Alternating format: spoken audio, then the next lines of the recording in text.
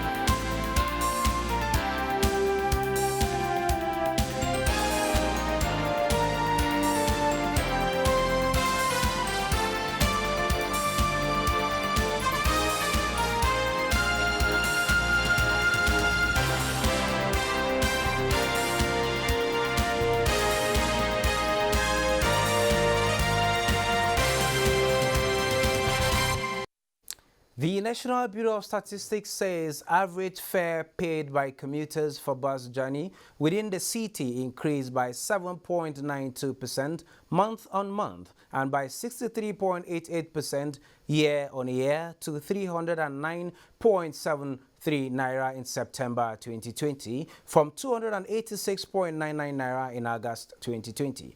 Average fare paid by commuters for bus journey intercity increased by 0.36% month-on-month and by 24.30% year-on-year to 2,022.70 naira in September 2020 from 2,015.50 naira in August 2020. A total of 10,410 people from 6 states will be benefiting from federal government's 2020 conditional grant scheme through the Small and Medium Enterprises Development Agency of Nigeria, SMEDEN. Olenka Ojo reports that out of the total number, 600 small business owners from the 6 area councils in the Federal Capital Territory are benefiting at start of the scheme. Micro, small and medium enterprises represent more than 95% of businesses in Nigeria, contributing 86.3% to the national workforce. This sector is, however, not left out of the coronavirus impact. One of the ways to achieve this is through promoting the activities of micro enterprises across the country in the areas of capacity building and the delivery of post-intervention support services. Getting the country's enterprise development space meet expectations aimed at creation of jobs, poverty alleviation, as well as improving internally generated revenue is why these small business owners and beneficiaries are moving from informal sector to the formal sector. The scheme also targets to improve financial inclusion, access to finance and markets, which have constituted barriers to the growth of MSMEs. This noble initiative, Conditional Grant Scheme CGS, looks to promoting activities of macro enterprises across the country in the area of capacity building, delivery of post-intervention support services, such as access to finance. Above all, the enterprises must have progressive economic potentials. Key into the intervention to reap the benefits of the AFCFTA as it comes on stream.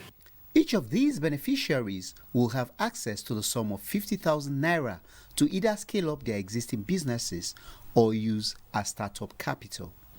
Fatima Yusuf, a mother of 3 who resides in Peggy in Kuje Area Council, is also a beneficiary.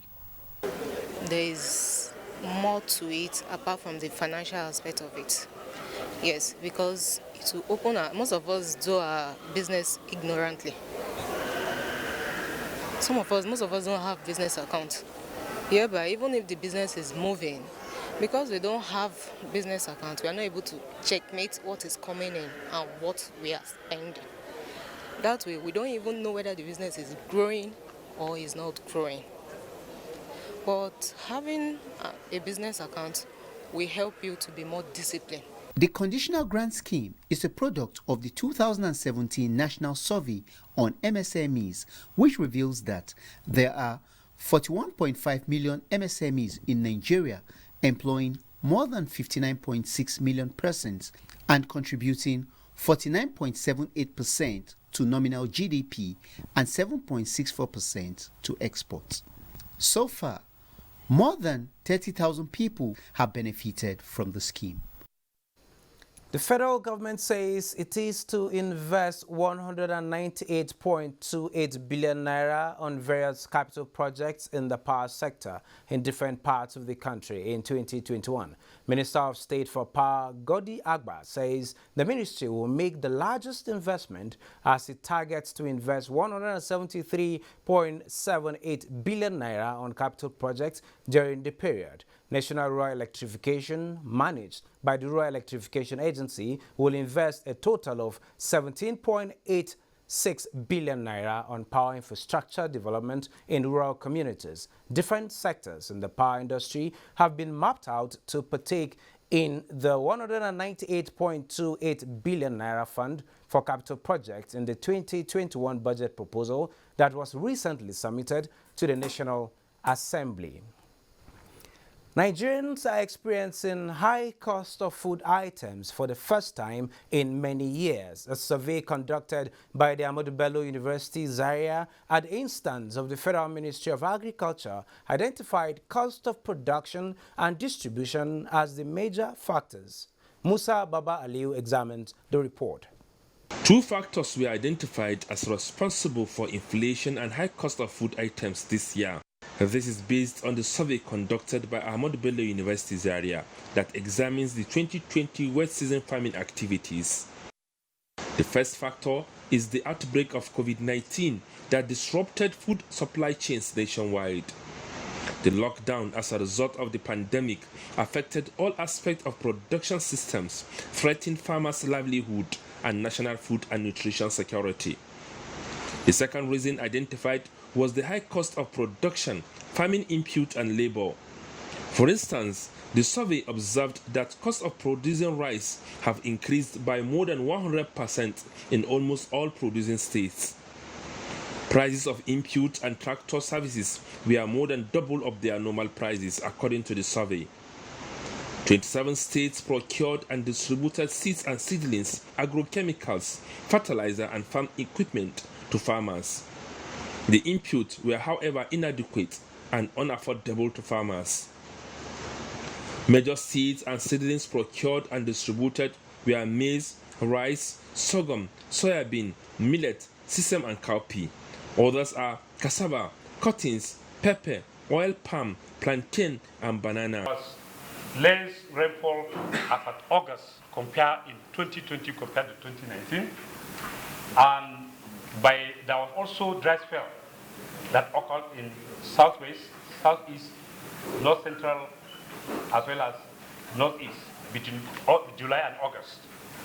And there were also occurrences of floods in some places. The good news now is that the Minister of Agriculture, Muhammad Sabana Nonum, says the prices of food items have started declining with the commencement of harvest by farmers. Joining us via telephone to further shed more light on the implication of high cost of agricultural produce vis-a-vis high cost of food items is an agri-economist, Dr. Aliu Amani. Dr. Aliu, you're welcome to Business Express. Thank you very much.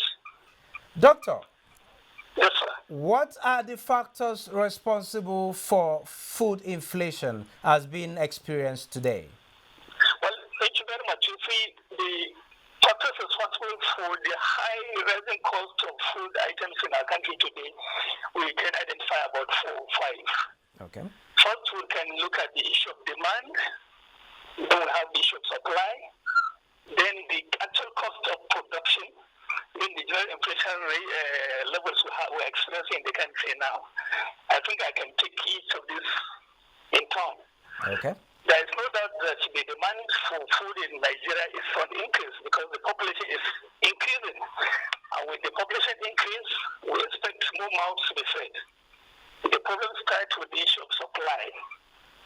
There are challenges to agricultural production in Nigeria today. We have the security challenges like insurgency, banditry, kidnapping for ransom, and then the natural disaster of flooding. Now, the security challenges combine to chase away our farmers from the field, while the flooding submerge the farms. Now, when demand is higher than supply, the prices naturally will go up. That is what we're experiencing today. The demand is higher than the supply from our fields. Okay, doctor, talking about forces of demand and supply, in the case of rice as a commodity, with so much that has been done by the federal government in terms of interventions through the Uncle Borrower scheme, through the CBN, so much has been done for rice farmers across the country. And we understand that, yes, we have demand, but the supply seems to be much more than the demand on ground. I might be wrong. If that is the case, why are we having high price of this particular commodity? Well, the facts we're seeing is not that the supply is more than the demand actually. Because if the supply is more than demand, naturally, the price will go down. Okay. So the demand is higher than the supply. But also we hear issue of cost of production. Could that actually be responsible also? Yes. You see, for a producer, that's what the farmer is. He needs to cover his cost of production if he's to remain in business.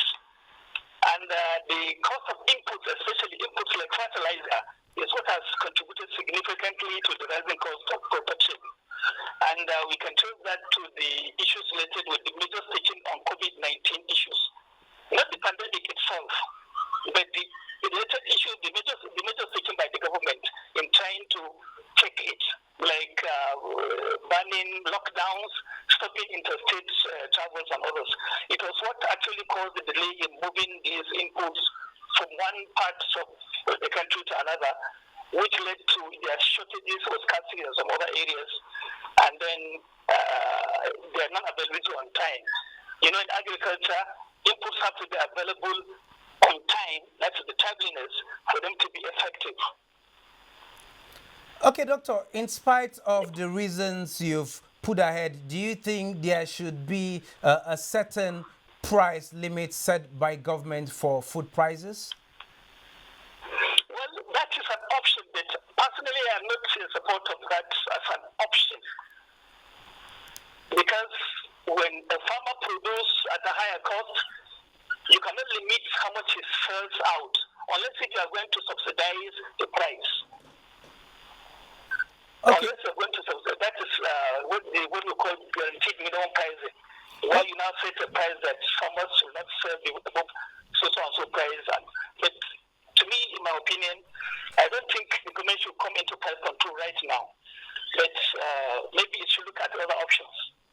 Okay, talking about other options, is there a possibility where we can have reduced cost of production? Talking about alternative means of production by farmers rather than the high, intense, mechanized form that is costing the prices, that is making the prices to go up? Yes, you see, the issue is that the high cost we're experiencing today could be attributed to the COVID-19 pandemic, which was not foreseen. So it came at about the time that the rainfall is about to set in here, that was March, and there was lockdown for about 7 months in some places. And it was what contributed actually to the high cost we're experiencing today. So for for now, I think the measures can only be taken against the next growing season.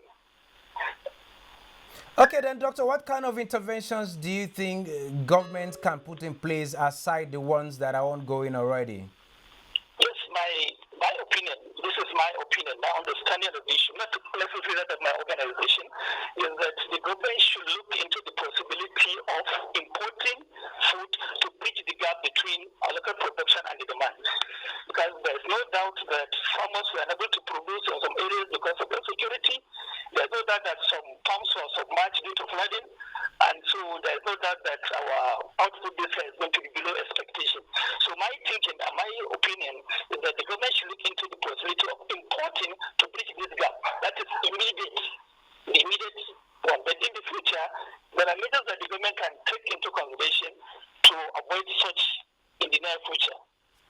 Okay, well, it is understandably that your call for imports now to bridge the demand gap is as a result of insecurity being experienced in some parts of the country, as well as the flooding that has affected so much of a harvest. But also, there have been calls to government to introduce special subsidies to farmers. Do you support such a move?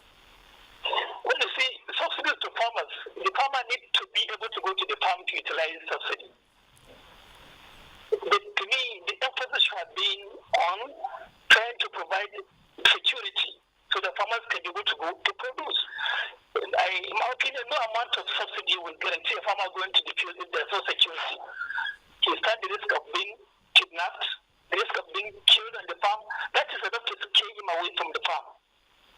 So in my opinion, introducing subsidy now, to me, is not the best of options. Bridging the gap for now is the most immediate through import.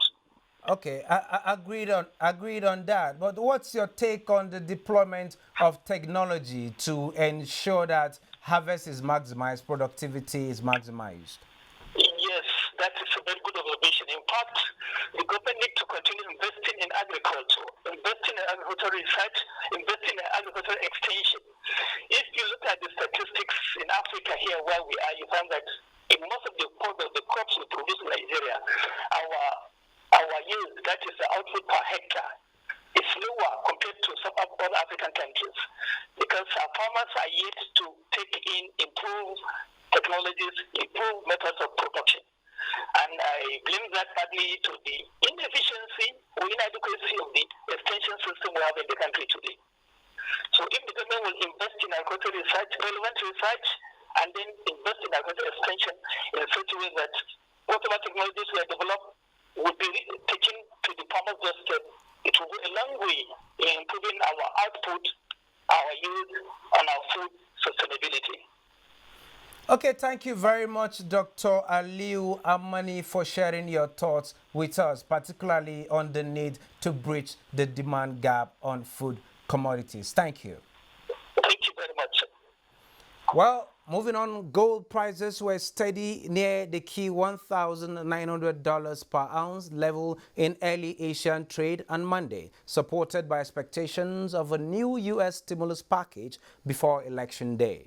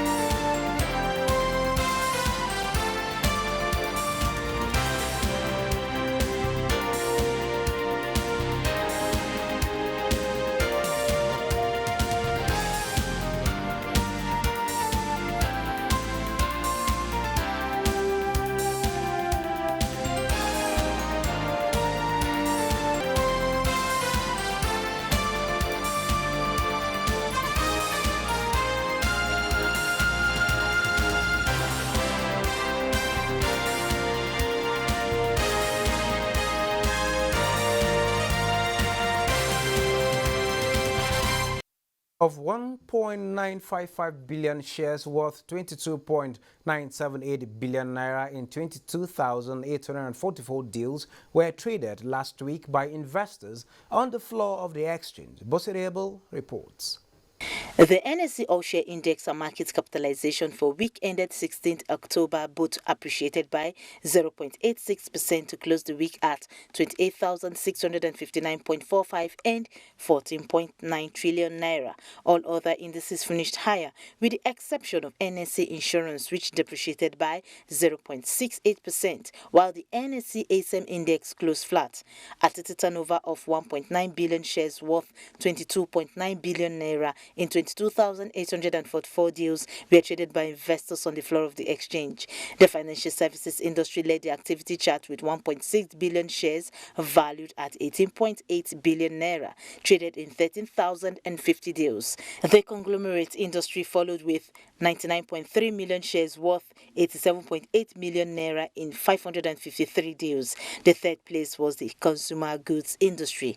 Trading in the top three equities were United Bank for Africa, Guaranty Trust Bank and Zenith Bank. They jointly accounted for 885.5 million shares worth 15.8 billion naira in 6,308 deals. 701,543 units of exchange traded products ETPs valued at 6.51 billion naira were traded in the week in 44 deals, as well as 19,475 units of federal government bonds valued at 23.7 million naira traded in 5 deals. Summary of price changes saw 35 equities appreciated in price, 23 equities depreciated in price, while 104 equities remained unchanged. Bossade Able, Business Express.